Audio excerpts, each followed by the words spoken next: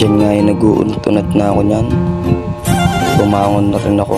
Nahanap ko yung camera ko nasa. Andito pala. Hi, ako si Brycel.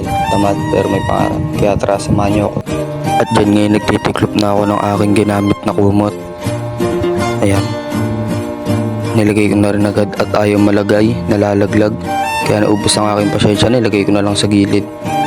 At dyan nga guys ay nag-ilamos na ako niyan. Binabanlabang ko na ang aking muka. Dahil nilagyan ko ng sabon. Yan. Ngayon nag-ilamos ulit ako kasi masakit pa rin. Diyan naman ay naglagay na ako ng toothpaste para mag-toothbrush. Yan. Simula na mag-toothbrush niyan guys. Diyan nga tapos na ako mag-toothbrush niyan guys. Nag-ilamos ulit ako. Diyan nga ay pinakain ko muna yung dalawang pusa. Ayan. Hindi pa sila nakakain kaya pinakain ko na muna. Baka sabihin na naman ni ate di ko pinapakain. At dyan nga ang ating laging ginagawa, ang pagwawalis sa umaga. Ayan, sinimulan ko na magwalis. Walis-walis muna tayo guys. Ayan. At dyan nga kinuha ko na ang aking susuotin, pati ang aking tuwalya. At maliligo na ako nyan.